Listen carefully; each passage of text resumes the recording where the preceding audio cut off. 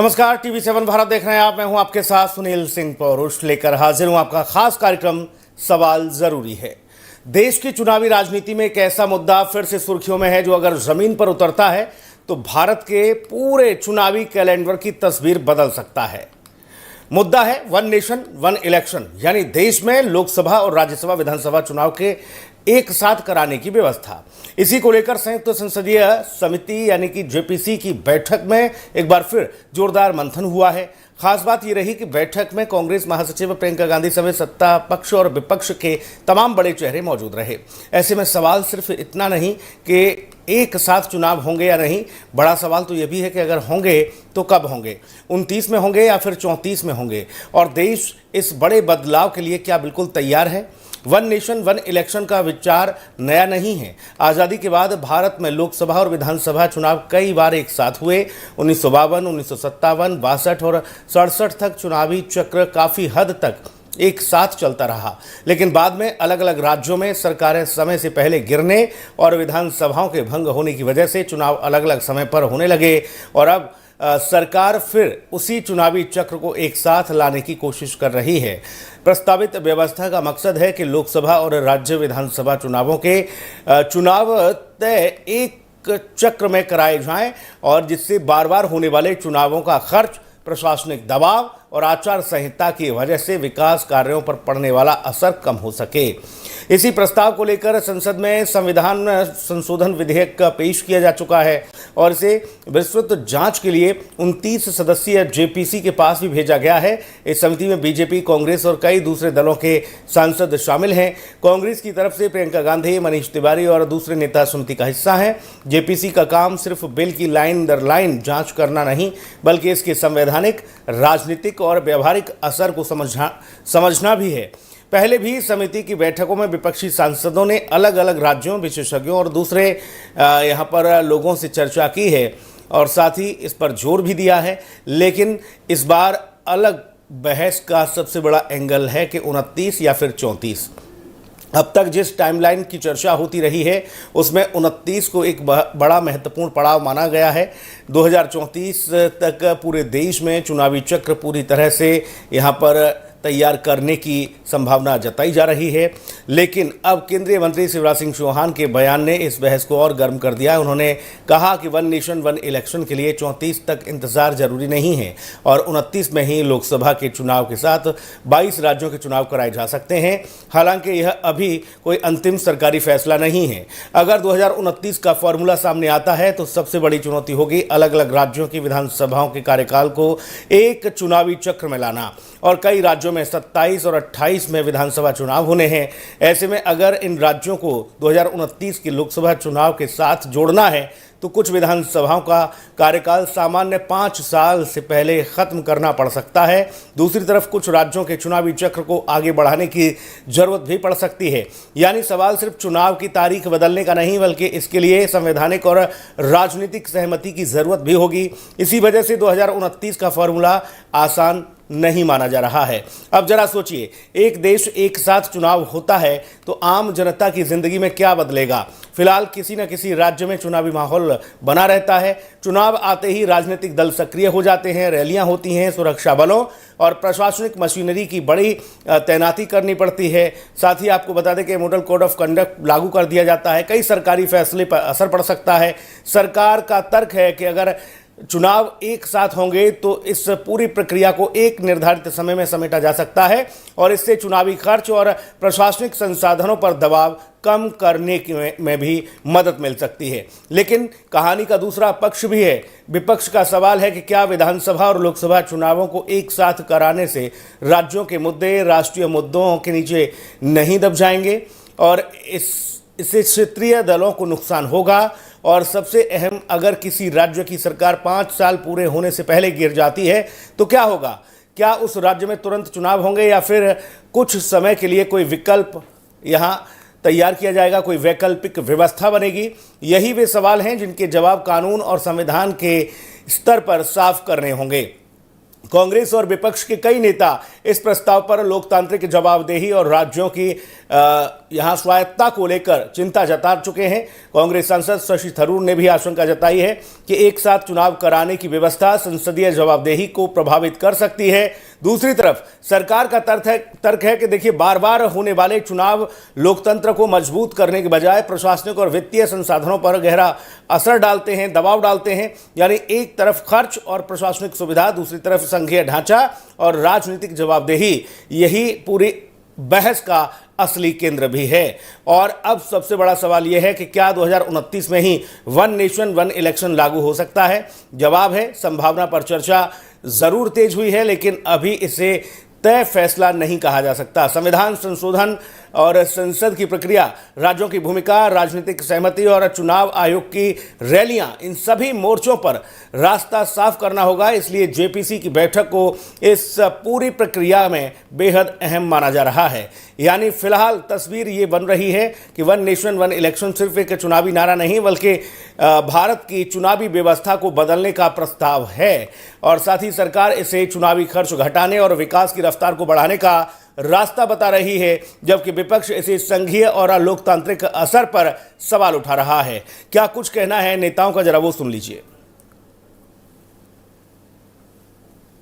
देखिए, मीटिंग में सारे जो पद्मा अवार्डी हमारे आए हैं, उनके जीवन का बड़ा लंबा अनुभव, जो कि हम कह सकते हैं कि सिविल सोसाइटी के एक रिप्रेजेंटेटिव के रूप में उनके बहुत ही ग्रेट इनपुट कमेटी को मिले, जो कि हम और लोगों से नहीं प्राप्त कर सकते थे। जो भी पद्मा अवार्डी हैं हमारे, तो उन्होंने अपने अलग अलग विभिन्न सेक्टर से आते हैं, तो उनके अलग अलग अनुभव जो हैं वो हमें मिले। और मेरा मानना है कि कमेटी के लिए अच्छी रिच इंफॉर्मेशन उनसे मिली, अच्छे इनपुट उनसे मिले, और वन नेशन वन इलेक्शन के लिए बहुत ही महत्वपूर्ण उनके विचार हैं। सारे पद्मा अवार्डी चाहते हैं कि सफिशिएंट सेफ गार्ड रख करके वन नेशन वन इलेक्शन देश के हित में है, और देश के हित में कमेटी को काम करना चाहिए। और सभी लोग चाहते हैं कि एक देश एक चुनाव। सर, इससे पहले पी चिदम्बरम साहब से भी आपकी मुलाकात हुई? देखिए, पी चिदम्बरम साहब आए, उनके भी अपने इनपुट अच्छे रहे, लेकिन पी चिदम्बरम साहब मेंबर ऑफ पार्लियामेंट भी हैं और एक पर्टिकुलर पार्टी को, कांग्रेस को रिप्रेजेंट भी करते हैं, तो अपने उनके अलग व्यू हो सकते हैं। तो उनके भी, जहाँ तक बिल पे हमने डिस्कशन किया, तो बिल पे हम सभी लोग चाहते हैं कि बिल पार्लियामेंट ने हमें एग्जामिन करके और रिकमेंड करने के लिए कहा है, तो हम एग्जामिन करने के लिए चिदम्बरम साहब के भी व्यू हमने लिए और उनको कंसिडर करके कमेटी जो है रिकमेंड करेंगे। कुछ सदस्य इसको बता रहे हैं, और कई लोग जो इससे जुड़े हुए हैं अलग अलग क्षेत्रों के, वो बता रहे हैं कि ये संविधान के प्रतिकूल है, जो बेसिक टीनेंट्स हैं उसके प्रतिकूल बता रहे हैं। नहीं, ऐसा आपका सोचना, ऐसा कुछ नहीं है। Thank you sir. कर रही है और इसी मंथन से आगे की राह भी तय होगी। तो क्या 2034 की जगह 2029 में ही देश एक साथ चुनाव की ओर बढ़ेगा? क्या 22 राज्यों को लोकसभा के साथ जोड़ने का फॉर्मूला जमीन पर उतरेगा? क्या सियासी दल इस बड़े बदलाव पर एक राय बना पाएंगे? और सबसे बड़ा सवाल यह कि क्या देश का चुनावी सिस्टम अगले 3 साल में पूरी तरह से बदल जाएगा? फिलहाल अंतिम मोहर बाकी है, लेकिन इतना जरूर है कि वन नेशन वन इलेक्शन की बहस अब संसद से निकलकर 2029 की चुनावी टाइमलाइन तक पहुंच चुकी है। अब इसी पर मंथन चल रहा है, चिंतन चल रहा है, लेकिन जेपीसी में जो चर्चा हो रही है, जो मंथन हो रहा है, वो अभी बाहर नहीं आया। लेकिन इस बीच नेताओं के बयान जरूर सामने आ गए हैं। विपक्षी खेमा इस व्यवस्था के लागू होने पर, या फिर ये कहा जाए कि वन नेशन वन इलेक्शन के पक्ष में नजर नहीं आ रहा, जबकि सत्ता पक्ष इसे राष्ट्र की बहुत बड़ी एक फाइनेंशियल व्यवस्था और प्रशासनिक चुनौतियों के मद्देनजर इसे अनुकूल बता रहा है, न कि प्रतिकूल। मेहमानों से मिलवा देते हैं। विकास पांडे, भारतीय जनता पार्टी के प्रवक्ता, हमारे साथ मौजूद हैं। विकास जी का बहुत स्वागत है। धर्मेंद्र सिंह जी हैं, समाजवादी पार्टी के प्रवक्ता। धर्मेंद्र भाई आपका बहुत स्वागत है। अभिमन्यु त्यागी कांग्रेस के प्रवक्ता हमारे साथ मौजूद हैं। अभिमन्यु भाई आपका बहुत धन्यवाद, स्वागत आपका। अभी तो आप शुरुआत में जुड़े हैं।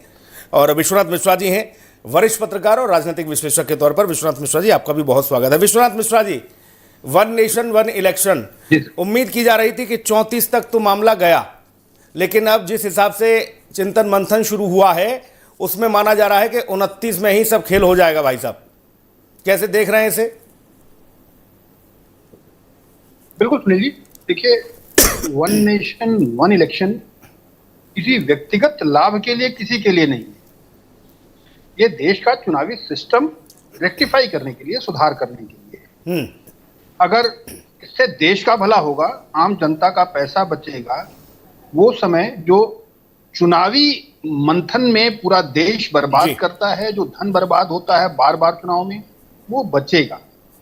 अब विषय ये है कि कहा जा सकता है कि भाई कहाँ विश्व में कहीं ऐसा नहीं हो पाता। इस बहुत से देश हैं जहां ऐसा होता है।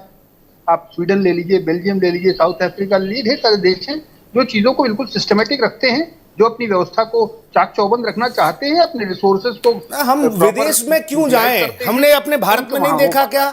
हमने अपने भारत में ये व्यवस्था नहीं देखी क्या?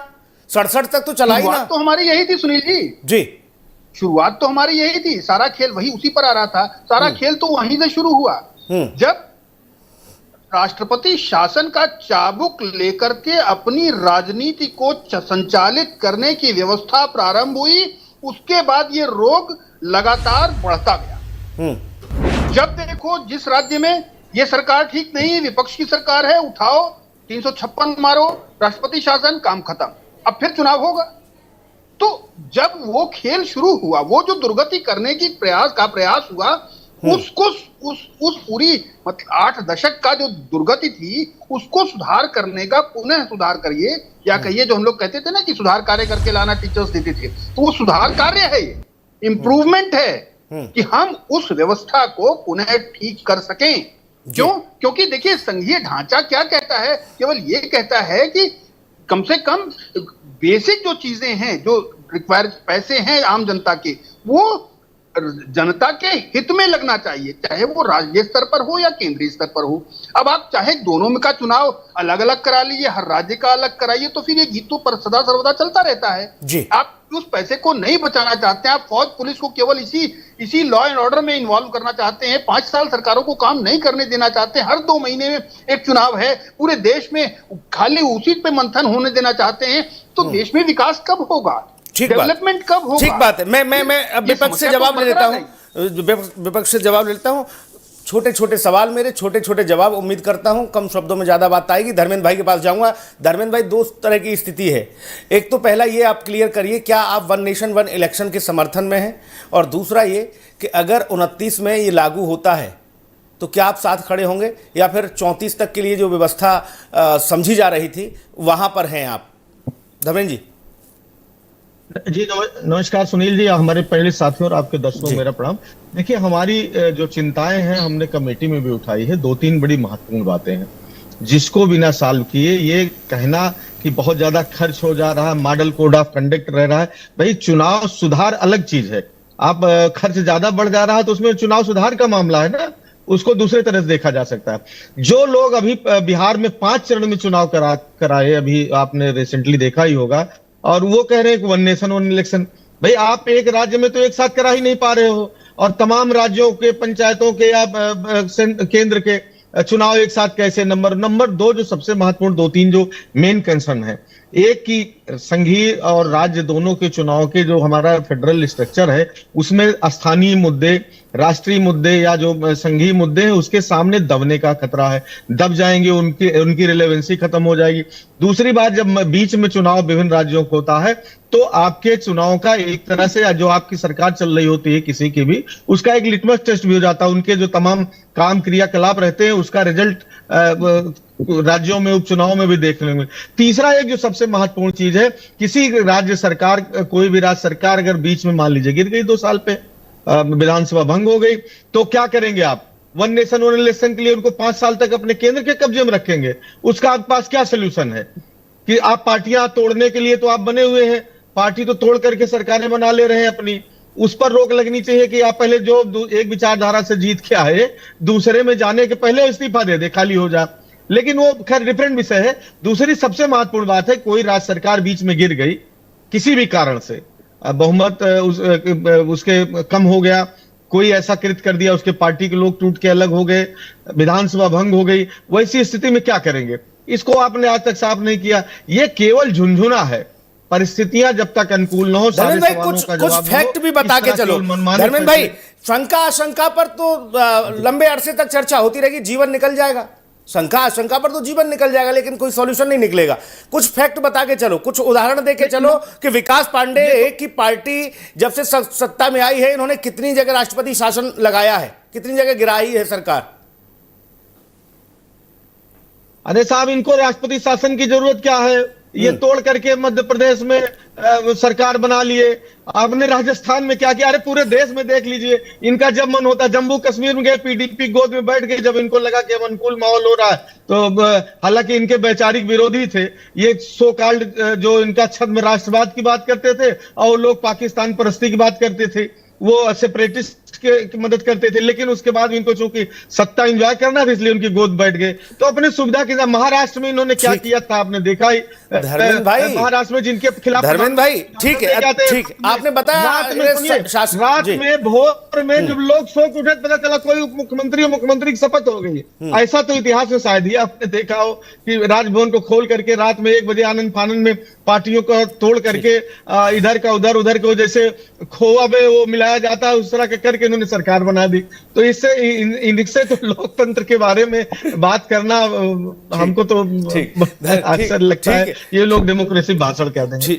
ठीक है धर्मेंद्र भाई, धर्मेंद्र भाई कह रहे हैं कि इन्हें कहाँ जरूरत पड़ती है राष्ट्रपति शासन की, ये तो तोड़फोड़ मचा देते हैं। धर्मेंद्र भैया, ऐसे लोग लाओ कसम से खुदा की कि वो बिल्कुल ये रहे कि भाई साहब देखो, अरविंद केजरीवाल कहते थे ना, कट्टर ईमानदार पार्टी है और एक भी इधर से उधर नहीं हो सकता, हमें कोई तोड़ के दिखाए।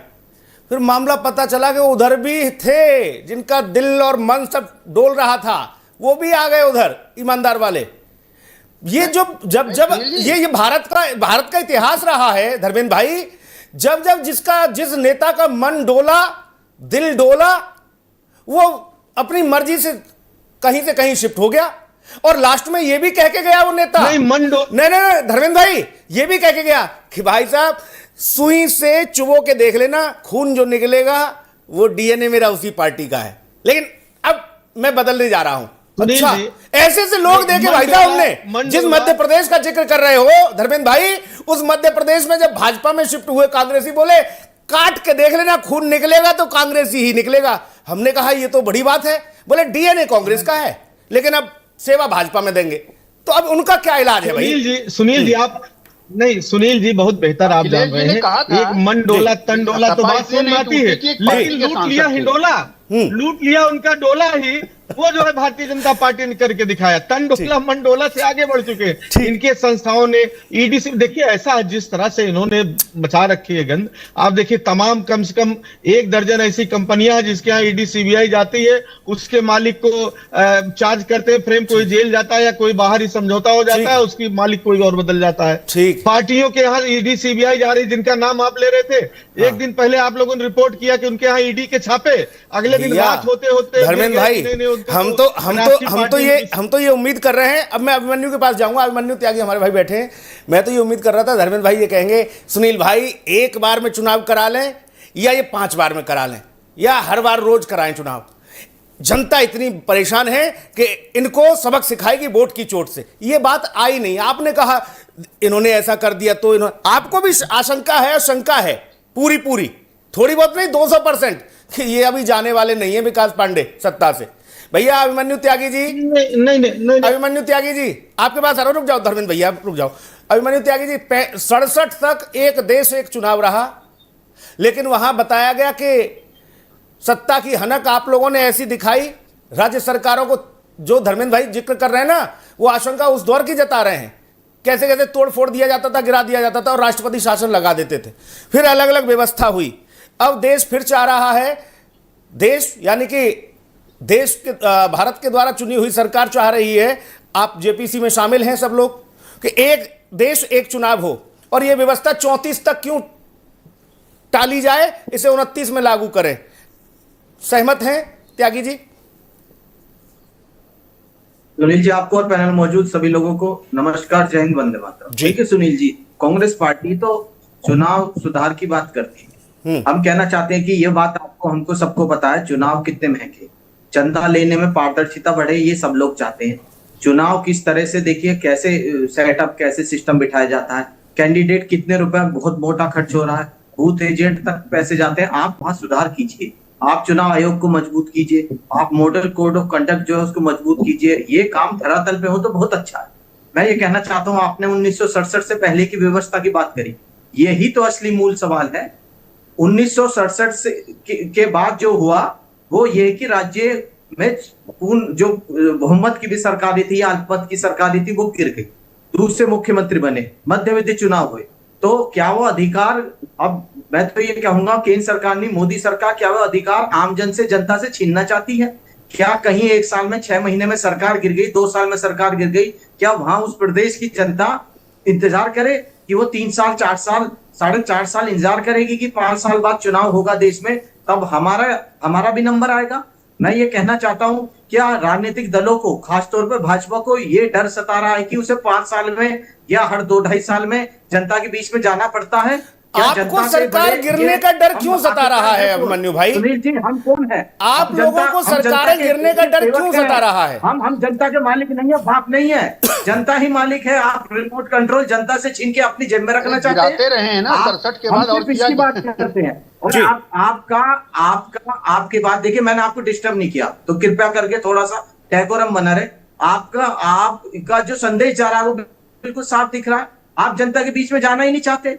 आप अपना रिपोर्ट, इसका दूसरा पहलू भी है अभिमन्यु भाई, इसका दूसरा पहलू ये है कि एक तो चुनाव पर जो खर्चा होता है, जो चुनाव पर जो खर्चा होता है वो भी इस देश के टैक्स पेयर का ही पैसा है। इनको यही डर है मेरे भाई, चुनाव में जो खर्चा होता है वो इस देश के टैक्स पेयर का पैसा है। हर दिन, हर महीने, हर घंटे क्यों खर्चा हो? एक बार चुनाव निपटे, 5 साल काम करो। सुनील जी, ये घंटे सेकंड की हम भी तो कैलकुलेशन जानते हैं। हाँ। ये हेलीकॉप्टर में जो नेताजी आते हैं उसका खर्चा कहां से जुड़ेगा? हाँ। कौन जोड़ेगा? आपकी जेब से, हमारी जेब से तो पैसा जाता है। तो हेलीकॉप्टर आपके नेता भी इस्तेमाल करते हैं। हेलीकॉप्टर तो नई चीज आई नहीं है भारत में, अभी भारत में हेलीकॉप्टर नई चीज तो है नहीं। इन्होंने इतने होर्डिंग, इतने बैनर, पोस्टर, झूठा प्रचार किया है मीडिया के द्वारा। आप ये सवाल ये पूछा जाना चाहिए कि चुनाव से महंगा तो पिकनिक मन्नू भाई, पिकनिक मनाने के लिए सरकारी विमान के लिए अर्जी डाली जाती थी, पिकनिक मनाने के लिए भारतीय वायुसेना का विमान जाएगा, वो भूल गए क्या? फर्जी खबर एडवर्टाइजमेंट के थ्रू सरकार खुद ये चीजें, ये इतिहास भूल गए हैं क्या? सरकार भी आगे हो गई है, केंद्र सरकार के। जब मन मर्जी हुई बोले जब पिकनिक पे जाना है, बोले कहाँ, बोले वहां निकलना है, बोले चलो जहाज से चलेंगे। अपनी सहायता की हुई, वो भी की बात कीजिए, भारत सरकार के।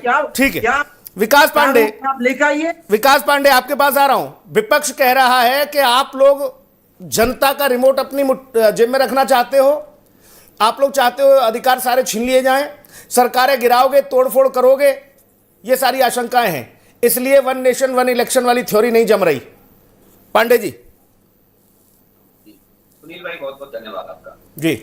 देखिए सुनील भाई, आपने अपने विश्लेषण में बिल्कुल स्पष्ट कर दिया कि 1967 तक इस देश में एक राष्ट्र एक चुनाव का प्रावधान था और चुनाव एक साथ ही हो रहे थे। लेकिन अचानक ऐसा 1967 में क्या घटित हुआ कि उसके बाद से ये पूरा सिस्टम, एक जो हमारा चुनावी सिस्टम है, वो बिगड़ता चला। दरअसल उस दौर में श्रीमती इंदिरा गांधी जी इस देश की प्रधानमंत्री बनी और वो अल्पमत में प्रधानमंत्री पद चलाती है। कारण उसका था कि उनकी पार्टी ने श्रीमती इंदिरा गांधी को बाहर कर दिया था, कांग्रेस पार्टी ने इंदिरा गांधी को निकाल दिया था और उसका परिणाम ये हुआ कि श्रीमती इंदिरा गांधी ने अपने पहले ही कार्यकाल में 32 से ज्यादा राज्यों की सरकारें गिरा दी थी, राष्ट्रपति शासन लगा दिया। 32 से ज्यादा छोटा मोटा आंकड़ा नहीं है, उस समय तो शायद 32 राज्य भी नहीं रहे होंगे सुनील भाई। तो एक राज्य में हो सकता है कि 1 से ज्यादा बार उन्होंने अपने टर्म में गिराई हो सरकारें। फिर उसके बाद उन्होंने क्या किया कि जब उन्होंने देख लिया कि हम पूर्ण बहुमत की सरकार में नहीं है, क्योंकि हमारी अपनी पार्टी नहीं तो इसे 32 राज्यों में नहीं, 32 बार सरकार गिराना होता है। 32 राज्य तो थे ही नहीं भैया, अभी भी नहीं है। 32 बार, जी वही मेरे कहने का मतलब है कि 32 तो राज्य भी नहीं रहे होंगे, तो 32 बार सरकारें गिरा दी, यानी एक राज्य में एक से ज्यादा बार भी सरकारें गिराई गई। अब दूसरी बहुत बड़ी बात आ जाते हैं कि जब राष्ट्रपति शासन की बात आती है, तो मैंने इसलिए इस चीज का जिक्र किया क्योंकि भारतीय जनता पार्टी को एक चीज बहुत सालती है, और वो दौर है जब प्रभु श्री राम के भव्य और दिव्य मंदिर के लिए बाबरी का विध्वंस हुआ।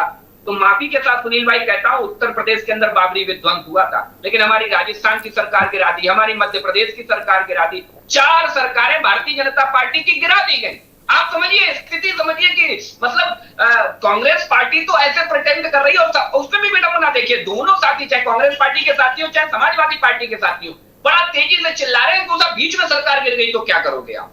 वो साहब किसी ने समर्थन वापस ले लिया तो क्या करोगे साहब? वो फिर विधायक मर गए तो क्या करोगे साहब? हेलीकॉप्टर क्रैश हो गया तो क्या करोगे साहब? अरे भाई, आपने सुझाव क्या दिया? जेपीसी में आपने क्या सुझाव दिया? कोविड समिति बनी, उसने आपको कॉल आउट किया, क्या सुझाव दिया भाई?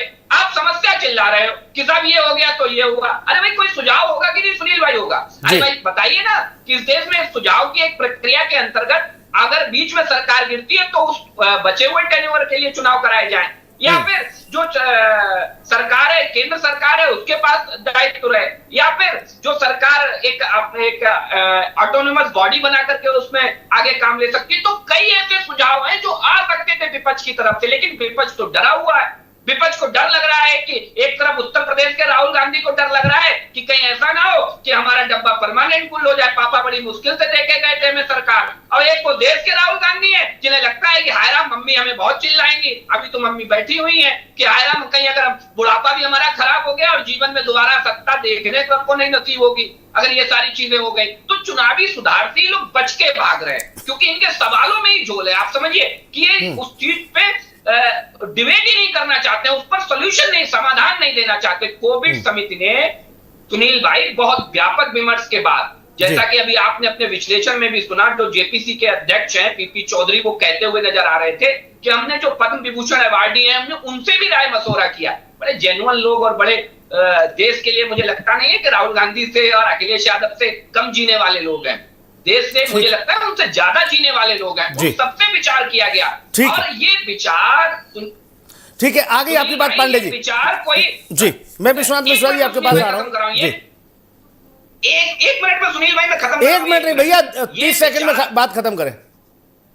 10 सेकंड में 10 सेकंड। ये विचार 2014 के बाद नहीं आया सुनील भाई कि ये लोग इतने तेज घबरा रहे हैं। 1983 में तत्कालिक चुनाव आयोग ने सरकार से, इंदिरा गांधी सरकार से 1983 में आग्रह किया था कि एक चुनाव के सुधार की प्रक्रिया के तरफ बढ़ा जाए, एक साथ चुनाव कराए जाए। ये 1983 में किया गया था, लेकिन तत्कालिक सरकारें नहीं तैयार थी, इंदिरा गांधी जी नहीं तैयार थी। उन्हें डर था कि कहीं एक साथ चुनाव होंगे तो हमारा कहीं भांडा ना फूट जाए, तो उन्हें दिक्कत थी। ठीक है विश्वनाथ मिश्रा जी, जब कोई कानून बनेगा, नियम बनेगा तो सब पे लागू होगा। अब ऐसा तो है नहीं कि ये सिर्फ कोई हितकारी विशेष लोगों के लिए कानून बन रहा है, उसके दायरे में तो सभी आएंगे, भाजपा भी उसी के दायरे में आएगी, और वोट जनता करेगी। वोट तो जनता ही करेगी ना, एक बार दे। अभी हम उत्तर प्रदेश में देखते हैं, त्रिस्तरीय पंचायत वाला चुनाव सिस्टम है ना, सब गांव देहात के लोग जाते हैं, वोट डालते हैं। क्या समस्या है? क्यों विपक्ष को यह खतरा है कि राज्य के मुद्दे दब जाएंगे और अधिकार छीन लिया जाएगा? सुनील जी, जब संयुक्त रूप से एक कॉमन या जॉइंट कहले चुनाव होगा तो स्वाभाविक सी बात है, सभी 29 विधानसभाओं के चुनाव होंगे, नगर पालिका के चुनाव होंगे, पंचायत चुनाव होंगे, सब एक साथ होंगे, एक ही दिन होंगे, एक ही वोटर लिस्ट पर। तो जनता को सबको पता है ना यार कि हम नगर पालिका का भी अपना प्रतिनिधि चुनेंगे, पंचायत चुनाव के लिए भी चुनेंगे, विधानसभा का भी प्रतिनिधि चुनेंगे, लोकसभा, मतलब सबको पता रहेगा, उस पर चर्चा होगी, उन पर मंथन होगा और सारी पार्टियां करेंगी। जब वो अपने मेंबर्स को, जो अपने प्रतिनिधि को आगे करेंगी कि ये हमारा प्रतिनिधि ये रहेगा हमारी पार्टी का, तो सब चर्चा में होगा ही होगा, इसमें कोई संशय नहीं है। अगर आप उसको संयुक्त रूप से प्रेजेंट करोगे, उसमें कौन सा नुकसान है? बड़ा प्रश्न ये है कि हर साल में 5 बार 6 बार चुनाव होता है।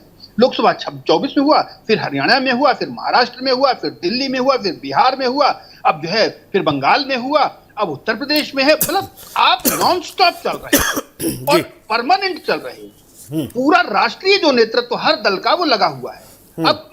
अब एक संशय किसी एक मित्र ने कहा कि भाई पार्टी टूट जाएगी। अब अखिलेश जी ने तो कहा था कि हम उनकी पार्टी इसलिए नहीं टूटी कि एक पार्टी के 5 सांसद थे इसलिए नहीं टूटी।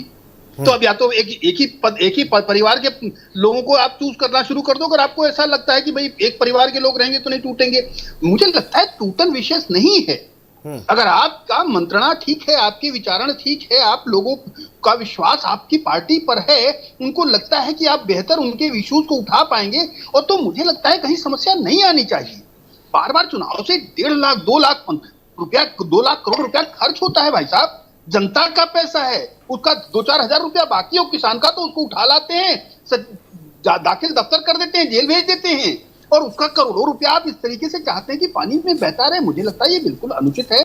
मुझे लगता है कि जो बिल है ये बिल्कुल ठीक है। आप ऑल्टरनेटिव बताइए, बेहतर ऑल्टरनेटिव बताइए। हो सकता है जो संशय आप विपक्ष के नेता उठा रहे हैं, इसमें ये नहीं है कि नहीं संभावना है, बिल्कुल संभावना है उनकी, लेकिन अगर संशय है तो उसका इलाज आप बताइए। आपके हिसाब से उसका बेहतर ऑप्शन क्या हो सकता है, किस उसका रास्ता क्या हो सकता है? क्यों? 2 चीजें हैं। एक तो पैसा बचाना आवश्यक है, जनता का पैसा है। फौज और पुलिस को बार बार जो आप इंप्लीमेंट करते हैं उसमें पैसा लगता है, उनकी जो हमारा मैन फोर्स है मिसयूज होता है। सरकारें 5 साल काम नहीं कर पाती हैं, उनका टाइम यूज करिए। सरकारी नौकरी में जो लोग हैं वो जनता के पैसे से तनख्वाह लेते हैं, जनता के हित में काम कर सकें, आप इस पर प्रयास करें। मुझे लगता है इससे और इस बाबत आप ये भी देख लीजिए। मैं आ रहा हूं धर्मेंद्र भाई, आपके पास आ रहा हूं। इस बाबत ये भी देख लीजिए कि मान लीजिए 24 में लोकसभा और 27 में विधानसभा, ये ठीक, और एक टाइमिंग है धर्मेंद्र भाई 5 साल की, ठीक है। उसमें 6 महीने लोकसभा वाले खा गए, 6 महीने ये खा गए विधानसभा वाले, वो गए साल भर तो गई, अब रह गए 4 साल। अब 4 साल में कहीं आपने बताया जोड़ तोड़ और तोड़ फोड़ पता नहीं क्या क्या, तो विकास फिर होगा कहां से, कैसे कर पाएगा? ये एक तो ये मसला। दूसरा, आप लोग ये बताइए धर्मेंद्र भैया, हिमाचल में भी आप लोगों ने बताया कि वहां पे ऑपरेशन लोटस चालू है, हिमाचल वाली सरकार तो नहीं गिरी, नहीं टूटी। पंजाब में भी बताया कि मान सरकार गई, गिरी, खरीद लिए सब, बोले सांसदों का तो ठीक है दिल डोला, विधायकों का नहीं डोला। बंगाल में भी कोशिश हो रही थी कि सब शुभेंदु अधिकारी ने खरीद डाले, नहीं, एक भी नहीं, वो पूरी सरकार चली, सतत प्रक्रिया से चुनाव हुआ। तो जो बिकने आया है सर, जो मार्केट में बाजार में बिकने आएगा उसकी तो कोई ना कोई बोली लगाएगा ही। जिसको बिकना ही नहीं, जो अनमोल है, ऐसे लोगों की फिर परख होनी चाहिए ना धर्मेंद्र भैया। देखिए सुनील जी, मैं उस पर आऊंगा, उसको आप जितना विवेचन करेंगे उससे परतें खुलती जाएंगी। क्या है, इसको सब पूरा देश जान रहा है। महत्वपूर्ण है, हमारे साथी मिश्रा जी बड़ा ज्ञान दे रहे थे, 2.5 करोड़ 1.5 करोड़ अरब करोड़ रुपए चुनाव खर्च हो रहा है। एक बार भी जबान नहीं खुली, पार्लियामेंट का सेशन बुला करके गृह मंत्री प्रधानमंत्री संसद में नहीं जाते हैं, वो बर्बाद नहीं हुआ टैक्स पेयर का पैसा। जिन्होंने पार्लियामेंट का सशक्त किया, मंत्रिपरिषद के महामहिम द्वारा, वो खुद सदन में नहीं गए। इससे ज्यादा बेशर्मी क्या हो सकती है? देखिए, चुनाव में पैसा खर्च होना, मसल पावर, ये सब सुधार का विषय है। कम पैसा, जो सरकारें, अभी बिहार मैंने बताया 5 चरण में चुनाव कराया, क्या मोबिलाइजेशन 5 बार हुआ कि नहीं हुआ? खर्चे बढ़े कि नहीं बढ़े? उत्तर प्रदेश सरकार पंचायत का चुनाव ही नहीं करा पा रही है, पंचायत का चुनाव ही नहीं करा पा रही है। वो 1 नेशन 1 इलेक्शन की बात करते हैं, जो छोटा सा पंचायत चुनाव नहीं करा पा रहे। देखिए, दोनों चीजें, जो सबसे महत्वपूर्ण कंसर्न है, स्टेट के तमाम जो मुद्दे हैं अलग है। स्टेट की चिंताएं वेलफेयर गवर्नमेंट की है, सेंटर की चिंताएं हैं आपके इंटरनेशनल ट्रेड की है, फॉरेन पॉलिसी की है, बॉर्डर की है, ऐसे oil private and oil import की है, एक्सपोर्ट इंपोर्ट की है। इस तरह बड़े बड़े तमाम मुद्दे हैं। कभी कभी सारे राज्यों के जब एक साथ चुनाव भी करा सकते हैं केंद्र के अलग, तो तमाम राज्यों में अपने राज्यों के मुद्दे पर वहां की सरकारें चुनी जा सकती हैं। लेकिन राज्य और केंद्र का जब आप एक साथ चुनाव कराने का कॉन्सेप्ट लेते हैं, तो आपके मन की बेईमानी परिलक्षित हो जाती है कि आप राज्य के जो वेलफेयर स्टेट की जो संकल्पना है, या आपके जो एक सरकार चल रही है उसके खिलाफ जो गुस्सा, जो बेईमानी आपने किया, जनता के साथ छल किया है, जो वादे करके पूरा नहीं किए, तो जनता कहां उसको निकालेगी, कहां पर उस अपना रिजल्ट देगी? देखिए, ऐसा है, ये उसी तरह है। ये बहुत विद्वान यानी 52 से 67 तक बेईमानी हुई, उसके बाद ईमानदारी हुई। अरे भाई, 52 विश्वनाथ मिश्रा के विश्वनाथ मिश्रा जी और भाजपा साथी दोनों, अरे सुनिए तो, आप 14 और 17 के बाद मतलब है कि आपका कांटा वहीं अटक गया है। देखिए, इन्हीं को अर्बन नक्सल, इन्हीं को बौद्धिक नक्सल कहते हैं। ये न 17 की बात करते हैं, 14 की बात करते हैं। जो प्रधानमंत्री जी ने कहा था, इन्हीं लोगों ने कहा था। आप 17 और 14 के बाद भी बोलिए ना कि क्या कर रहे हैं। नारी बंधन विधेयक लेकर के आए धर्मेंद्र भाई, एक लाइन नारी बंधन विधेयक लेकर के आए, 52 क्या ये बिना से पढ़े लिखे बेईमानी हुई, जो आज कह रहे हैं आपकी बात उसको मान पास लूं तो करने के बाद 52 भी से आज 67 इम्प्लीमेंट नहीं हो रहा है। और क्यों नहीं 67 इम्प्लीमेंट के हो रहा? बाद निरंतर ईमानदारी। ठीक, धर्मेंद्र भाई जवाब दीजिए। वो कह रहे हैं 67 तक क्या बेईमानी हुई थी? यानी मान लिया जाता है कि 52 से 67 तक ईमानदारी, 52 से 67 बेईमानी हुई और 67 के बाद निरंतर ईमानदारी रही। ये जो छद्म वेशधारी है सुनील जी, इनके साथ दिक्कत है कि न 14 और 17 के बाद यूपी में और 14 के बाद केंद्र में इनको पढ़ना ही नहीं है, उससे मतलब ही नहीं है। उसके बाद शपथ लेते नहीं पढ़े हैं तभी तो बता रहे हैं कि 52 से 67 तक वाले के नहीं पढ़े होते तो कहां के बता देते धर्मेंद्र भैया। इस दुनिया में ये अपनी उपलब्धि एक बता नहीं सकते। ये तुरंत नेहरू जी से लेकर के, अच्छा ये अब तक मुगल जाते थे, अंग्रेज जाते थे, अंग्रेजों को थोड़ा बात इसलिए कम करते हैं कि पोल खुल गई अंग्रेजों के, ये लोग चापलूसी करते थे। मुगल पहुंचे नहीं तो सीधे आजादी के बाद नेहरू से लेकर के इनके पास है। अरे कुछ मोदी से लेकर के, अटल जी से लेकर के, इनका भी बता दो ना महाराज। अब ये विकास पांडे बताएंगे, ये बात तो विकास पांडे बताएंगे अभी रुकेंगे, लेकिन पहले इससे पहले अभिमन्यु त्यागी चोरी करते हुए पकड़े गए कि नहीं पकड़े गए? ठीक, अभिमन्यु त्यागी की चोरी करते हुए पकड़े गए, उस पर भी प्रकाश डाल दे। महंगाई, आज प्याज कितनी महंगी हो गई, चीनी कितनी महंगी हो गई, आप उस पर भी प्रकाश डाल दें। फॉरेन पॉलिसी में पूछिए, आप कह रहे हैं कि पूरी ताकत से पूछिए, आप विपक्ष में हैं, बिल्कुल आपको पूछना चाहिए। ठीक है अभिमन्यु भाई। अरे साहब, आप बोलने देंगे तब तो भारतीय जनता पार्टी के लिए तो आप सवाल नहीं छोड़ रहे हैं। जवाब क्या देंगे विकास भाई? वो तो दुखी हो जाते होंगे कि हमको भी मौका मिल जाए कुछ बोलने का। आप जैसे बड़े वरिष्ठ साथी बैठ जाते हैं, उनका बेचारे का मुद्दा। धर्मेंद्र भाई आपकी बात आ गई है, आपकी बात आ गई धर्मेंद्र भैया, कुछ और कहना है जल्दी से कहो, फिर मैं अभिमन्यु के पास जाऊंगा। नहीं देखिए, ऐसा है, हमें कुछ नहीं, आप सब समझ रहे हैं, दोनों दो अलग चीजें। पार्टियां तोड़ना डिफरेंट चीज है, वो तमाम संवैधानिक संस्थाओं की का दुरुपयोग करके जो हो रहा है वो सबने देखा। प्रधानमंत्री जी, एक लोग क्या बताऊं, कई बार बोल, जो प्रधानमंत्री जाते हैं कहीं इनसे बड़ा भ्रष्ट कोई नहीं, अगले दिन उनको डिप्टी सीएम शपथ हो जाती है। और हिमंता बिस्वा शर्मा कहते हैं तो जेल जाएगा, ये तो इससे बड़ा महाभ्रष्ट है कोई नहीं, उसको मुख्यमंत्री बना देते हैं। इस बात से वन नेशन वन इलेक्शन का क्या लेना देना है धर्मेंद्र भैया? ये बात से बयान से किसी के ये बताना कि वो भ्रष्ट है, वो फलाना है, ढिमका है, फिर वो अपनी पार्टी में आ गया, ये सब, इससे एक देश एक चुनाव का क्या लेना देना? एक देश एक चुनाव पर मैं चर्चा करने की कोशिश कर रहा हूं। अभी आप चर्चा करें, मैं यही कह रहा हूं। नहीं, अभी आपने तोड़ने और छोड़ने की बात की नेताओं जाने को, उस पर मैं कहता हूं वन नेशन वन इलेक्शन में देखिए बहुत ही क्रिटिकल और बहुत गंभीर समस्या ये है कि राज्यों के कंसर्न अलग हैं, वहां के मुद्दे अलग हैं, वहां के वेलफेयर स्टेट के कॉन्सेप्ट के मुद्दे अलग हैं और सेंटर के मुद्दे अलग हैं। पक्ष में है या नहीं साथ कराने लोकतांत्रिक जो मूल्य है उनका ह्रास होगा और डेमोक्रेसी का जो फेडरल स्ट्रक्चर है वो प्रभावित होगा। ये वर्तमान परिस्थितियों में सर आप मान के चल रहे हैं, ऐसा जैसा आप बता रहे हैं वर्तमान में आपको दिख रहा है परिस्थितियों में। अब सुन तो लीजिए, वर्तमान परिस्थितियों में जब लगातार इलेक्शन टेम्पर्ड किए जा रहे हैं, निर्वाचन आयोग की विश्वसनीयता भी खतरे में है, तमाम मशीनों को लेकर के भी आरोप है, वोटर लिस्ट को लेकर के आरोप है, लोगों के वोट काटने और बोगर वोटर लिस्ट में वोट डलाने का आरोप है। भैया ऐसे समय में one nation one election democracy को चोरी करने का एक माध्यम हो सकता है। ठीक, मरता क्या ना करता।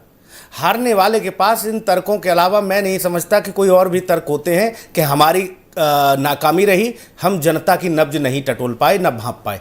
ये आज तक नहीं सुना, सिर्फ एक ही बात सुनी, चाहे वो कांग्रेस की सरकार रही हो तब भाजपा भी यही कहती थी कि ये वोट की चोरी करते हैं ये लोग। कोई तर्क रहा ही नहीं। मैं अभिमन्यु भाई आपके पास आ रहा हूं, वन नेशन वन इलेक्शन, क्या कांग्रेस अपनी सहमति जताएगी इस पर? और जो बात हो रही है, आपने कहा कुछ आशंका वाली, इसी के लिए तो ज्वाइंट पार्लियामेंट कमेटी बनी है जेपीसी, उसमें सब विद्वान और ज्ञानी सब लोग हैं, मंथन कर ही रहे हैं देश के प्रबुद्ध सांसद हमारे। जी, ये तो बात बहुत क्लियर है। कांग्रेस पार्टी तो शुरू से चुनाव सुधार की बात करती है। इसमें जो ये सारे मुद्दे जो चिंता वाले हैं उसके बारे में तो कहीं कोई चर्चा अभी तक सामने नहीं आई है। जो मुद्दे हैं कि 6 महीने बाद, 2 साल बाद अगर कहीं किसी प्रदेश में सरकार गिर गई तो उसके बारे में क्या रणनीति है, क्या इनका प्रस्ताव है, वो सब सामने आना चाहिए। दूसरी बात यह है कि राज्यों के अलग मुद्दे हैं, लोकल मुद्दे अलग है। उत्तर प्रदेश का गन्ने का मुद्दा एक बहुत बिल्कुल अलग मुद्दा है, पंजाब का अलग मुद्दा है, तमिलनाडु का अलग मुद्दा है। तो जो मुद्दों को आप साइड में कर इन मुद्दों को उठाने में चुनाव के दरमियान कोई रोक लगाई जाएगी आप पर? कोई रोक देगा आपको? बहुत भिन्न हो जाते हैं, बहुत भिन्न हो जाएगा। जब चुनाव ही प्रधानमंत्री का होगा तो राज्य के जो मुद्दे हैं वो तो साइड कर दिए जाएंगे ना, ये तो अपने स्वाभाविक है। तो इसके बारे में ये संशय है तो इनको कौन बताएगा? इनको अभिमन्यु त्यागी धर्मेंद्र सिंह जी थोड़ी ना बताएंगे। इसको बताने वाले तो हमारे विद्वान साथी बैठे हुए हैं यहाँ पर, बड़े भाई हैं विकास पांडे जी, ये बता पाएंगे। और अभी तक की डिबेट में ऐसी सामने नहीं आए हैं। अब वो 65 ये बता दिया हो कि भैया सुनो चीजें हैं। अभिमन्यु भैया, यह 65 वाला 67 वाला दौर नहीं है। अब जनता इतनी जागरूक हो चुकी है, मतदाता अपने हक हुकूक की लड़ाई के लिए स्वयं खड़ा है आगे। जहां से भी कहीं से भी नाम में कहीं मिस्टेक आ जाती है ना विश्वनाथ मिश्रा जी, उस पर भी वो बवाल काट देता है। पहले तो किसी के पिता का नाम कुछ रख दिया, किसी की माता का नाम कुछ रख दिया, किसी कुछ है, ऐसी स्थिति रही वोटर लिस्ट में। क्या धर्मेंद्र भाई जानते नहीं इस बात को? है? लिंग बदल दिए, स्त्री का पुरुष बना दिया, पुरुष का स्त्री बना दिया, ये होता चला आया है। अब जागरूकता है भैया, ऐसी स्थिति हो गई है, सबके हाथ में ये है और सब जान रहे हैं कि खेल क्या है, कि केंद्र का मुद्दा क्या है और राज्य का क्या है, मेरी गली का क्या है और नुक्कड़ का क्या है, चौराहे का, सबको पता है।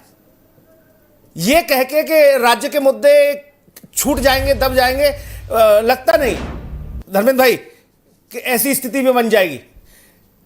भाई विकास पांडे, एक सबसे महत्वपूर्ण प्रश्न यही उठ रहा है बार बार, एक सबसे महत्वपूर्ण विषय यही आ रहा है।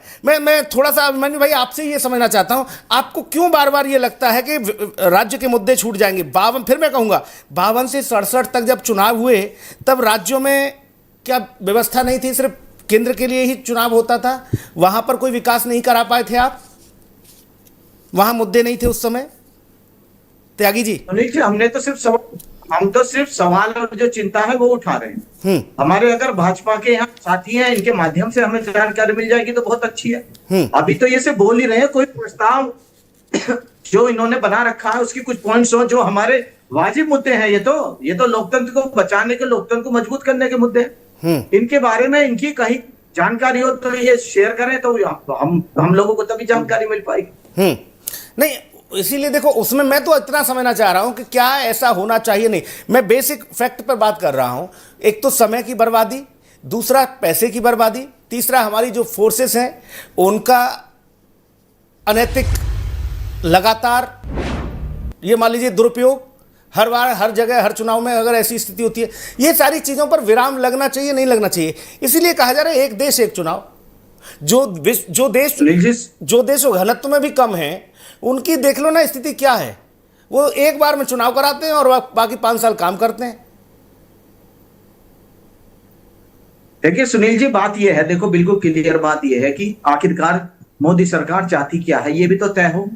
ये तय हो कि किसी राज्य में सरकार गिर गई 2 साल बाद, तो वहां 3 साल के बाद आखिरकार क्या होगा, ये सब कौन तय करेगा? एक तरफ तो यहाँ सारे विधायक चेंज होकर भाजपा में चले जाते हैं, सांसद तक कोई अपने पार्टी पाले में कर लेते हैं, तो ऐसे वक्त में होगा क्या आखिर?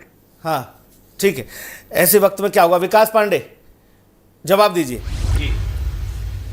बार बार यही हो रहा है, मुझे लगता है जी मुझे लगता है कांग्रेस पार्टी के साथी को ये पता होना चाहिए कि इस पर जो कोविड कमेटी बनी थी उसने लगभग 190 दिनों की अपनी विस्तृत जांच के बाद, विस्तृत मंथन के बाद 18,000 से ज्यादा पन्नों की रिपोर्ट हो।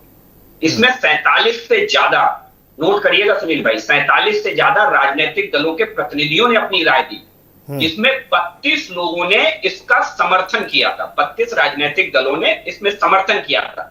जो बचे हुए 15 राजनीतिक दल थे, इनमें से भी पार्शली समर्थन था। मतलब पूरी प्रक्रिया के अंतर्गत उनके अपने कंसर्न थे, जैसे हमारे कांग्रेस पार्टी के साथी के करता है। इसीलिए वर्तमान सरकार ने, हमारी सरकार ने जेपीसी का गठन किया। बहुत अच्छे से जानते हैं कि जेपीसी का रोल क्या है, क्या करने जाती है बहन प्रियंका गांधी जेपीसी में, सवाल पूछने जाती है क्या? मतलब ये मेरे मेरे थॉट प्रोसेस से बाहर की चीज है कि कांग्रेस पार्टी बार बार कह रहे हैं सर ये जो बीच में सरकार गिरेगी इस पर आप क्या करोगे। अरे सर जेपीसी का गठन ही इसीलिए किया गया है कि आपके अपने कंसर्न है, आपके अपने सुझाव है, वो आप दीजिए वहां पर। भाई क्यों सुझाव देने से आपके पास कोई सुझाव नहीं है, मतलब सरकार गिर जाएगी तो आपके हिसाब से वहां कुछ नहीं होना चाहिए। ये इसका मतलब तो यही माना जाए कि कांग्रेस पार्टी विचार शून्य है। दूसरी चीज बार बार मेरे साथी कहते हैं खरीद फरोख्त का जिद करते हैं, 2-3 बार इन्होंने जिक्र किया। सुनील भाई इस देश में हम सबने देखा झारखंड मुक्ति मोर्चा रिश्वत कांड के नाते पैसा देकर के सांसदों की खरीद का, विधायकों की खरीद का, लेकिन एक अनूठा उदाहरण इस देश में जानते हैं कब देखने को मिला? धर्मेंद्र भाई बैठे हैं हमारे, इस देश में एक अनूठा उदाहरण देखने को मिला सांसद विधायकों को डरा करके रखने का, और वो मिला गेस्ट हाउस कांड। हम सबको याद है वही धर्मेंद्र भाई जो आज अभी चिल्ला रहे थे, धर्मेंद्र भाई कह रहे थे ना कि हाय मेरा क्या होगा, हाय मेरा क्या होगा। अरे सर आप डराने वाले लोग हैं, अगर नहीं समर्थन मिलेगा तो आप तो बहन जी के ऊपर गेस्ट हाउस कांड में आप चढ़ाई कर देंगे, आप तो महलों के महल गिरा देंगे, आप तो चले जाएंगे ना। आपको किस बात की चिंता है? दूसरी चीज सुनील भाई, विषय ठीक है, विधायकी का चुनाव, राज्य का चुनाव राज्य के विषय होते हैं, डेफिनेट होते हैं, वो विधायकों के लिए मायने रखते हैं। क्या करेगी समाजवादी पार्टी? क्यों सर, क्या कर्नाटक में जाकर के कहेंगे आप नहीं साहब यहाँ राज्य के विषय उठाए जाएं? अरे भाई उत्तर प्रदेश की पार्टी आप उठाइए ना विषय, किसने रोका है भाई? और अब तो गठबंधन में है भाई, इसे बनाया है आपने इंडी गठबंधन, और इसमें ज्यादातर राजनीतिक दल राज्यों की पार्टियां, ज्यादातर क्या कांग्रेस को छोड़ दो तो राज्यों की पार्टियां। दूसरी चीज, हमें अगर खरीद फरोख्त करनी होती, हमें अगर सरकार गिरानी होती, तो आपने एक सवाल किया था सुनील भाई, कितने बार भारतीय जनता पार्टी ने सरकारें गिराई? भाई हम 10 साल से ज्यादा सरकार में, बता दो ना, 2 मिनट लगता है बताने में। अगर हमें सरकार गिरानी होती तो मुझे लगता नहीं कि अरविंद केजरीवाल ने वो हरकतें की है कि आजाद भारत के इतिहास में पहली बार ऐसा हुआ कि जेल के अंदर से सरकारें चलाई गई। लेकिन हमने लोकतांत्रिक मूल्यों का हनन नहीं होने दिया। हमें 2 मिनट लगते सरकार गिराने में। बंगाल के अंदर हमारे सैकड़ों कार्यकर्ताओं को रणवेदी पर चढ़ा दिया गया जी, अत्याचार की पराकाष्ठा कर दी हमारी सरकार, दीदी की सरकार ने, दंगाई दीदी की सरकार ने, लेकिन हमने राजनीतिक मूल्यों का, हमने संवैधानिक मूल्यों का ह्रास नहीं होने दिया। तो बातें आएंगे करके ऐसे चले जाएंगे जैसे दूध के धुले हैं। तो ये मुझे अच्छा, दूसरी बात बहुत एक महत्वपूर्ण बात सुनील भाई, ईडी सीबीआई का जिक्र धर्मेंद्र भाई बहुत कर रहे थे। धर्मेंद्र भाई विनम्रता से मुझे बता देना कि श्रद्धेय मुलायम सिंह यादव जी के ऊपर आय से अधिक संपत्ति का मुकदमा किसने डाला था और क्यों डाला? सीबीआई जांच थी उसमें, जरा बता देना, अभी पता लग जाएगा जी। ठीक है, हालांकि इस कारण दबाव भी रहा और बाहर से समर्थन कांग्रेस को इस बीच मिलता रहा ऐसे ही लोगों को, और शायद नेताजी का ही बयान था विश्वनाथ मिश्रा जी कि अगर हमने अपना समर्थन वापस ले लिया तो कल को सीबीआई भेज दी जाएगी हमारे पीछे। वो तो ऐसे ही बोलते थे, भाई साहब क्या करवाना चाह रहे हो, सीबीआई भेज दी जाएगी हमारे पीछे। ठीक, विश्वनाथ मिश्रा जी, क्यों नहीं देश का बड़ा एक अमाउंट, एक जिसे लार्जेस्ट कहा जाता है, वो जब बार बार चुनावों में जो खर्चा होता है वो क्यों न बचे, ताकि हम बाकी चीज़ों पर विराम लगा सकें? अभी एक जिक्र आया कि महंगाई बढ़ रही है। आप लोग इस समर्थन में भी नहीं हो कि एक बार में रट्टा खटे, एक बार में इलाज करो, और फिर कह रहे हो नहीं हर हफ्ते, हर महीने, हर घंटे होने दो, फिर महंगाई तो बढ़ेगी ना फिर। विश्वनाथ मिश्रा जी। सुनील जी देखिए, ये समस्या, विषय ये नहीं है कि इन राजनीतिक दलों को, एक कांग्रेस को छोड़ दीजिए तो राष्ट्रीय पार्टी नहीं है कोई, मतलब प्रैक्टिकली कोई राष्ट्रीय पार्टी नहीं जी। सभी लोकलाइज्ड हैं, एक राज्य, 2 राज्य में कहीं कोई थोड़ा है, उनका इम्प्रोवाइजेशन है। अब उनके सर्वाइवल का प्रश्न है। अब बहुत ज्यादातर दलों की तो हालत ये हो गई कि उनको लगता है अगले चुनाव में क्या होगा, वो पार्टियां बचेंगी कि नहीं बचेंगी जी। अब समाजवादी पार्टी की चिंता है, बिल्कुल ठीक बात है। समाजवादी पार्टी को ये लगता है कि लोकल इश्यूज अगर तनिक भी डाउन हुए तो राष्ट्रीय स्तर पर उनकी उपस्थिति इसी से है कि अगर वो उत्तर प्रदेश में हैं जी, आज वो जो उठ करके पीडीए का विषय उठा पाते हैं, तो उनको लगता है पिछली बार हमने पीडीए का विषय उठाया इसीलिए हमको 30+ सांसद मिले जी, तो उनको लगता है हमारी राष्ट्रीय स्तर पर उपस्थिति हो गई। तो उनकी चिंता उस बात पर है कि अगर राज्य में हमारा विषय कहीं तनिक भी कमजोर पड़ा तो हम तो खत्म हो जाएंगे। भाई खत्म मीन्स कि राजनीतिक रूप से अगर राज्य में आपकी उपस्थिति मिनिमाइज हो गई तो राजनीतिक रूप से खत्म है। कौन पूछता है? जो दल छोटे हो जाते हैं, 2-4 सांसद विधायक, जो दो एक विधायक बचते हैं, उनको कौन पूछता है? तो राजनीतिक रूप से समीचीन रहने के लिए उनके लिए महत्वपूर्ण है कि वो पूरी शिद्दत के साथ लड़े। लेकिन मुझे लगता है उससे भी महत्वपूर्ण है, देखिए जनता, फिर ये लगता है कि जनता ये चीज बहुत माइन्यूटली देखती है कि आप उसके हितों के लिए कितनी इच्छा से और कितनी शिद्दत से लड़ते हैं, उसके विषयों को कितने महत्वपूर्ण तरीके से उठाते हैं, किस तरीके से उसके इश्यूज को टेक अप करते हैं, वो बहुत गंभीरता से देखती है। आप देखिए उत्तर प्रदेश के इतिहास में एक सपा एक बसपा, उसके पहले का इतिहास देख लीजिए, जनता लगातार टेस्ट कर रही थी। लेकिन क्या कारण हुआ कि बीजेपी योगी आदित्यनाथ को उसने रिपीट किया। योगी आदित्यनाथ ने कुछ तो यूएसपी दी होगी ना, योगी जी ने कुछ तो यूएसपी दी होगी जो जनता के नब्ज को छू गई। आप उसको तलाशना चाहिए कि ऐसी कौन सी चीज थी जो टच कर गई, जो जनता को लगा कि नहीं यार ये बात इसने ठीक की, इस व्यक्ति ने, ये व्यक्ति सही हमारा लीडर है, ये व्यक्ति हमारा सही एडमिनिस्ट्रेटर है, ये हमारे हितों की बेहतर रक्षा कर रहा है। तो ये आपको समझना पड़ेगा। जब आप उस नजरिए से देखेंगे, मुझे लगता है आपको एक बेहतर रिस्पांस मिलेगा बनिस्बत इसके कि आप एक पैनिक मोड में जाकर के और हर राष्ट्रीय हित की बात का विरोध करना शुरू करें। मुझे लगता है वो मैं धर्मेंद्र भाई के पास जाऊंगा और आपने जो बात कही मैं उनसे और थोड़ा स्पष्ट कर लूं। धर्मेंद्र भाई, चिंता इसी बात की है क्या कि कांग्रेस तो इस बात के समर्थन में है कि हम चाहते हैं कि चुनाव सुधार हो, आपने तो ये इतना भी नहीं कहा कि चुनाव में सुधार होना चाहिए।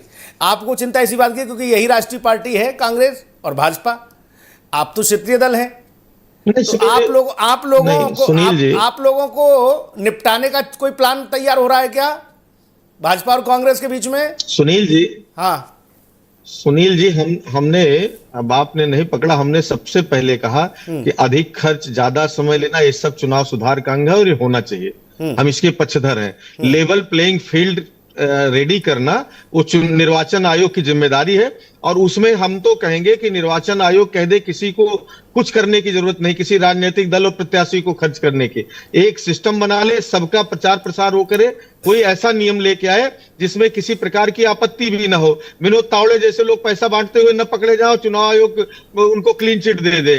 विपक्ष के छोटी छोटी बातों पर रोकने के बजाय भाजपा के नेताओं को एकदम खुला मैदान दे के जाओ, चलो, बांटो, पैसा भी बांटो, लूटो भी और वोट भी काटो। तो ये इसके तो हम हमेशा खिलाफ मुखालफत करते रहे, यही तो हम कहते रहे निर्वाचन आयोग को जो जिम्मेदारी वो नहीं कर रहे। हाँ, विश्वनाथ जी बड़ी महत्वपूर्ण बात कह रहे थे कि उत्तर प्रदेश में जो एक यूपी में योगी जी ने कुछ ऐसा किया जो लोगों के दिल को छू गया। दिल को छूने वाली बात है ना सर, बिल्कुल है। जो लोग प्रभु श्री राम की उंगली पकड़ा करके मंदिर ले जाना चाहते थे, वहां बताते थे कि हम ही राम को ले आए हैं, उन्होंने प्रभु श्री राम के देवद्रव्य खा लिया, उनके निर्माण में कमीशन खा लिया, जमीन के खरीद फरोख्त में लूट ले गए पैसा, ये किया, ये दिल को छू रहा है। जो लोग कहते थे कि योगी बाबा बहुत ईमानदार है, यहाँ हवा से पुल उठ जा रहा है, चूहे पुल खा जा रहे हैं। धर्मेंद्र भाई, आप इस इशू को उठाइए, मुझे लगता है आपकी सरकार बन जाएगी फिर तो, मुझे लगता है तब तो आप इस विषय को गंभीरता से उठाइए, तब तो फिर आपके लगने ट्रम्प कार्ड है, नहीं, आपके लगने से मेरे निश्चित है नहीं, आपके लगने से मेरे लगने से उत्तर प्रदेश की जनता जान रही है। वो प्याज और चीनी खरीद रही तो कलेजे पे पत्थर चल रहा है। जो लोग मुफ्त सिलेंडर देने की बात करते थे कहाँ पहुंच गया वो? अच्छा, वन नेशन वन इलेक्शन में जेपीसी में आप लोग भी सब शामिल हो धर्मेंद्र भाई। 15 दिन में ब्याज देंगे, सुधार क्या होना चाहिए और जो क्या सुधार होना चाहिए? मैं क्या कह रहा हूँ सुनील जी, सुधार के तो हम पक्षधर हैं। सुधार सतत प्रक्रिया है। एक उदाहरण दो ना सर, सबकी सहमति। एक जो शंका आपकी थी कि सरकारें गिर गई या गिरा दी गई, तब क्या होगा, तब 3 साल 5 साल में क्या होगा? सुनील जी, दो चीजें हैं जी। एक तो ये हो कि जब कोई किसी विचारधारा, किसी राजनीतिक दल से निर्वाचित होकर के सदन पहुंचता है और उसकी जो है ये जो आपने कह रहे डोला लुटने का नंबर आ जाए, तो उनको सदस्यता से इस्तीफा दे करके उनको फ्रेश निर्वाचन में जाना चाहिए। वो जहां जाए, जहां उनकी विचारधारा जा रही हो, जिस नेता से उनका मन मिल रहा हो, उस पार्टी से जाके चुनाव लड़े। ये तो ठीक है, आप सदन की सदस्यता के साथ दूसरे के साथ जाकर सरकार बनवाते हैं, ये सर्वथा अनुचित बात। दूसरी बात मैं कह रहा हूं, देखिए राज्यों के नियम है सर, केंद्र के वो संसदीय कार्य प्रणाली में नियम है, पूछा है वो नियम है। एक जाएगा तो उसको देना पड़ेगा, छोड़ना पड़ेगा अपना पार्टी से। जब आप लोग बर्खास्त कर दोगे तो सदस्यता चली जाएगी स्वतः ही। लेकिन जहां 4 से ऊपर का मसला होगा, ठीक है जी सर। अरे मेरी बात, जहां एंटी डिफेक्शन लॉ आया उसके पहले नहीं था। 1, 2 भी 4 भी इधर उधर जाते थे, फिर 2 बार आया और मजबूत हुआ। कि पार्टियां न टूटे, लेकिन उसके बाद भी अगर ये विद्रूप रूप दिख रहा है तो दोबारा संशोधन की जरूरत है, और ये संशोधन हो कानून में कि अगर उनको छोड़ना पड़ रहा है किसी भी कारण से तो इस्तीफा दे के जाए। तो दूसरी बात मैं कह रहा हूं, जो सवाल आपने किया था, जो सबसे महत्वपूर्ण है, राज्यों के कंसर्न अलग है, केंद्र के अलग है। जो राज्य सरकारें या केंद्र सरकार एक साथ पंचायतों के और राज्य सरकार के चुनाव नहीं करा पा रही है, वो वन नेशन वन इलेक्शन कैसे कराएगी, इसको इनको खाका खींचना चाहिए। एक राज्य का एक चरण में चुनाव नहीं करा पा रही है, वो वन नेशन वन इलेक्शन कैसे कराएंगे, इसको बताना चाहिए। और दूसरी सबसे बड़ी बात, अगर कराना है, सब कुछ ठीक है, सारा सिस्टम सही हो गया, तो राज्यों के सब्जेक्ट अलग है, राज्यों के चुनाव एक साथ, केंद्र के चुनाव एक साथ, एक देश तो राष्ट्रीय एक मुद्दों चुनाव पर केंद्र का चुनाव होगा और स्थानीय मुद्दों पर ठीक है। अभिमन्यु भाई जल्दी से एक लाइन में आपकी बात चाहूंगा, क्या क्षेत्रीय छत्रपों को निपटाने का राष्ट्रीय पार्टियों ने एक प्लान तैयार किया है? आप भी उसमें शामिल हैं और भाजपा भी। चिंता क्षेत्रीय छत्रपों की ज्यादा है भैया। जो हम तो ये कहना चाहते हैं कि किसी भी तरह से लोकतंत्र मजबूत, और कांग्रेस पार्टी अकेली ऐसी पार्टी है कि जो क्षेत्रीय दलों को साथ लेकर चलती है। आप आज का ही उदाहरण नहीं है, भारतीय जनता पार्टी आपसे ज्यादा दल तो ये पांडे जी लेके चल रहे हैं साथ में एनडीए में। इन्होंने वो निपटा दिए हैं वो। सुनील जी, बहुत लंबा आंकड़ा है। नहीं, ओम प्रकाश राजभर चचा तो रोज घर आ रहे हैं अखिलेश जी को और राहुल जी को। अब तो पुराने वो कहाँ निपटे हैं? वो कह रहे हैं मैं पश्चिम में पूरब में बहुत मजबूत हूँ। तो पूरे दलों को शामिल करने में लगे हुए हैं। पांडे जी जल्दी से आपकी टिप्पणी। कभी ये काम ठीक है भैया, थोड़ा समय का अभाव मेरे पास।